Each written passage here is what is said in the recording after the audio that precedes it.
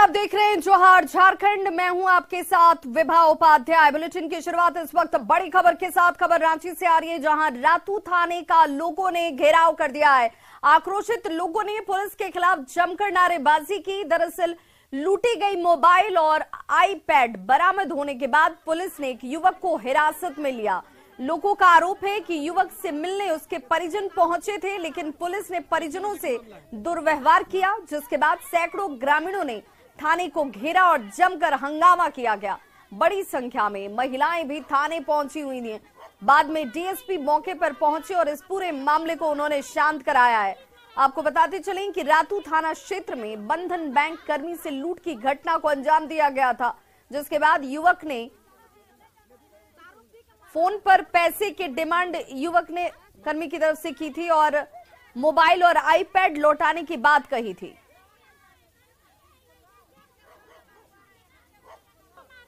मेरा पति है, वहाँ ला के लोग मार के लाए हैं घर से। कृष्णा साहू मेरा पति है और शिवचरण साहू मेरा ससुर है सर। उनको रोड में मोबाइल मिला था सर, मेरा दुकान के सामने। वही बात मेरा ससुर मोबाइल लाए और मेरा ससुर नहीं बोले सर कि अभी हम लोग को नहीं बताए कि मोबाइल पाए हैं। ये आए रात को 8 बजे दुकान बंद करके, उसके बाद में है से उसको ऐसे ऐसे किए शायद सर, हम नहीं छुए थे। तो उसमें एक नंबर निकला सर, उसमें मेरा ससुर फोन किए कि आपका कोई चीज गुम हुआ है।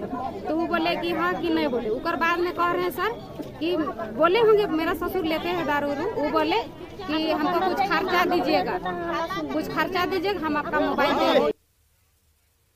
बड़ी खबर जमशेदपुर से आ रही है, जहां मानगो में आपसी विवाद में जमकर गोलीबारी और चाकूबाजी की घटना हुई है। इस घटना में एक युवक को 4 गोलियां लगी हैं। गंभीर हालत में युवक को इलाज के लिए टीएमएच में भर्ती कराया गया है। घायल युवक की पहचान मानगो के रहने वाले मोहम्मद शब्बीर के तौर पर की गई है। परिजनों ने इलाके के ही कुछ लोगों को आरोपी बताया है। मतलब ऐसे कुछ हुआ था बात विवाद में, तो मारा पीटी हुआ था। इस बार शायद वहाँ पे शायद अभी सुना, जैसे हमको भी कंफर्म नहीं किसने गोली मारी है। शायद उन्होंने ही मारी होगी, क्योंकि उन्हीं के इलाका है, वही उन्हीं की रोड है वहाँ पे। वहीं बड़ी खबर डाल्टनगंज से आ रही है, जहां शराब खरीदने को लेकर गोलीकांड का मामला सामने आया है। 2 आरोपियों को पुलिस ने गिरफ्तार किया है, हसन अली और विनय अग्रवाल, जिनकी गिरफ्तारी की गई है। 3 अन्य आरोपी अब भी फरार हैं, जिन्हें पकड़ने के लिए इस वक्त पुलिस की तरफ से कार्रवाई जो है वो की जा रही है। चैनपुर बाजार में गोलीबारी की घटना को अंजाम दिया गया था और शराब खरीदने को लेकर ही ये विवाद शुरू हुआ, जिस दौरान 2 लोगों को गोली लगी थी।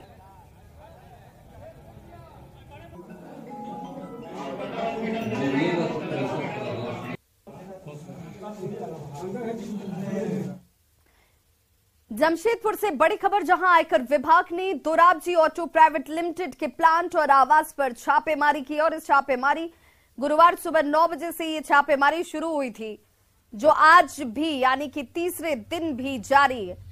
छापेमारी के दौरान नकद के अलावा व्यापारिक गतिविधियों को छुपाने वाले दस्तावेज बरामद किए गए हैं। आयकर विभाग ने करोड़ों की बेनामी संपत्ति भी जब्त की है। छापेमारी का नेतृत्व रांची के अधिकारी कर रहे हैं और इसमें जमशेदपुर की टीम सहयोग कर रही है। फिलहाल छापेमारी अब भी जारी है।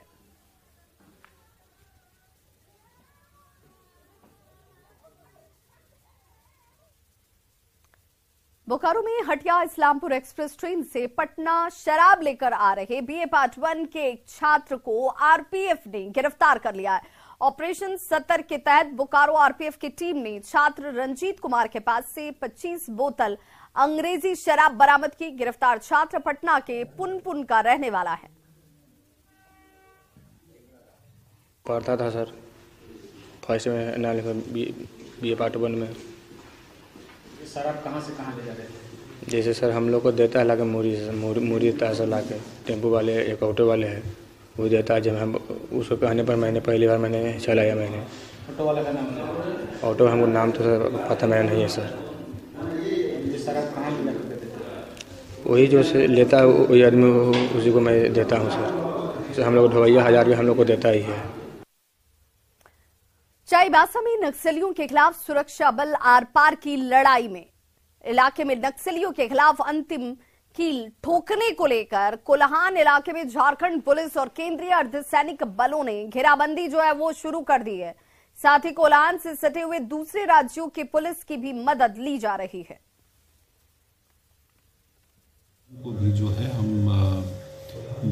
माओवाद की जो काली छाया है और जो इनके जो इसको है इनका जो प्रेजेंस है उससे मुक्त कराया। और इसी दिशा में Jharkhand police, Jharkhand Jaguar, CRPF, cobra teams का जो है एक संयुक्त अभियान चल रहा है और निश्चित रूप से काफ़ी चैलेंजिंग क्षेत्र है। हजारीबाग में यातायात पुलिस की तरफ से जागरूकता अभियान चलाया जा रहा है। ट्रैफिक पुलिस सड़कों पर लाउड स्पीकर के जरिए लोगों को ट्रैफिक नियमों का पालन करने की अपील कर रही है। मौके का जायजा लिया हमारे सहयोगी सुशांत सोनी ने। सड़क सुरक्षा के दृष्टिकोण से लगातार हजारीबाग के विभिन्न चौक चौराहों पर वाहन चेकिंग अभियान चलाई जा रही है। ऐसे में भी आप देख पा रहे होंगे कि हजारीबाग का डिस्ट्रिक्ट बोर्ड चौक है, जहां पर यातायात पुलिस के साथ पुलिस प्रशासन आज वाहन चेकिंग अभियान चला रहे हैं।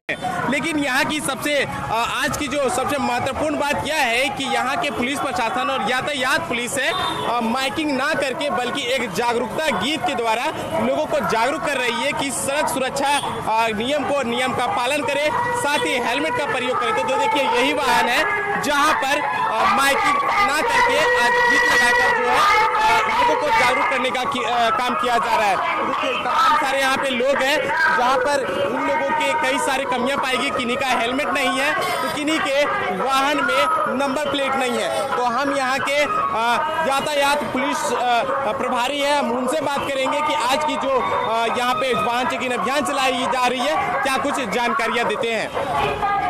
पुलिस अधीक्षक महोदय के आदेशानुसार जिला स्तर में जो है सड़क सुरक्षा दिवस अभी मनाया जा रहा है। उसी के तहत हम लोग जागरूकता फैलाने का प्रयास कर रहे हैं, कीमती होता है। तो आपने देखा कि हजारीबाग यातायात पुलिस के साथ पुलिस प्रशासन लगातार लोगों से हमेशा हिदायत करती रही है कि सड़क सुरक्षा के नियमों का पालन करें और साथ ही साथ अपनों को भी खासकर सुरक्षा करें। सुशांत सोनी, न्यूज़ 18 हजारीबाग।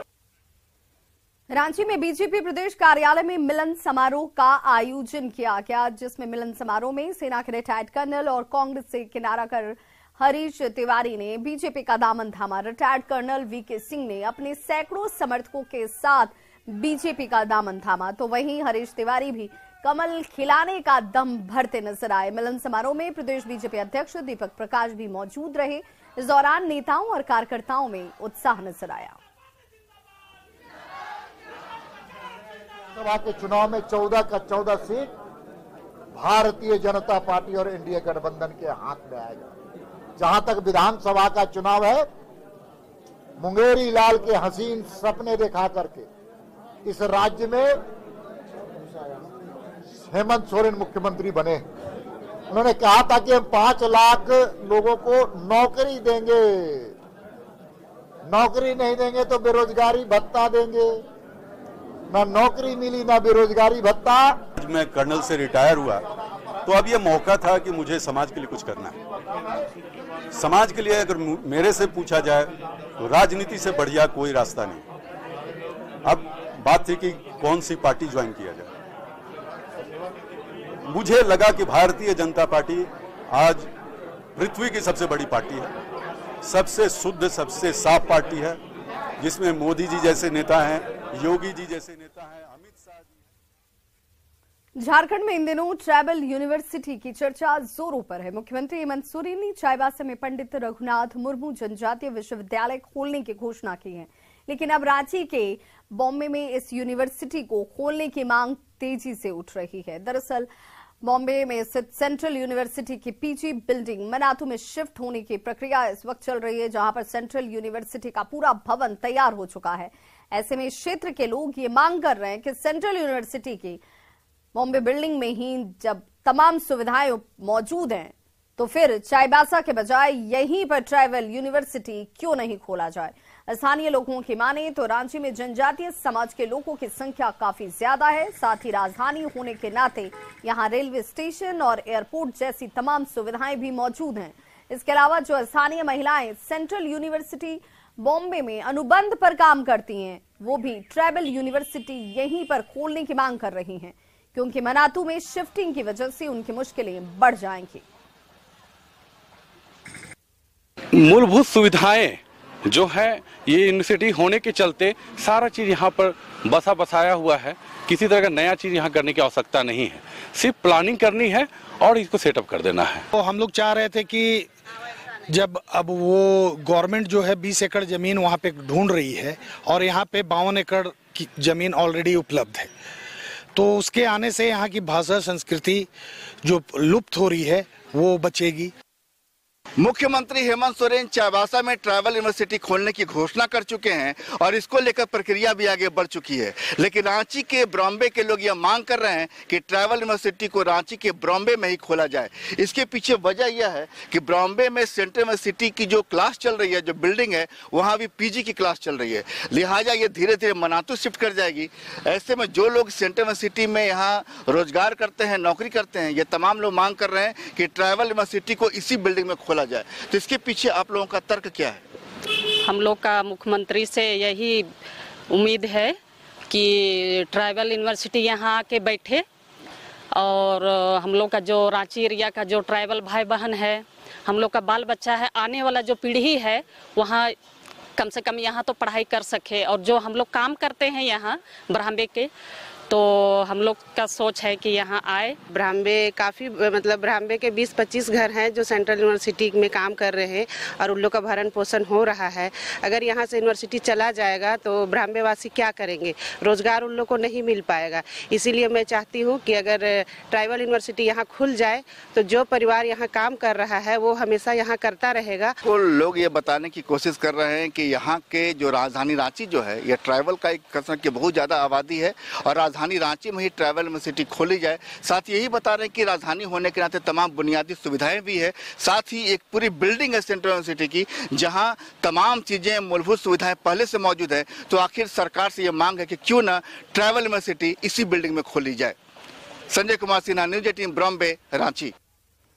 बोकारो में एक युवक की पिटाई करते वीडियो सोशल मीडिया पर बड़ी तेजी से वायरल हो रहा है। हालांकि न्यूज 18 इस वायरल वीडियो की पुष्टि नहीं करता। दरअसल 31 अगस्त को एक युवक के कुछ लोगों ने बीएस सिटी थाना क्षेत्र के सेक्टर 1 में जमकर पिटाई कर दी। इस मामले में युवक ने थाने में आवेदन भी दिया, लेकिन पुलिस ने मामले को रफा दफा कर दिया। अब वीडियो वायरल होने के बाद सिटी डीएसपी ने मामले की जांच कर कार्रवाई की बात कही है।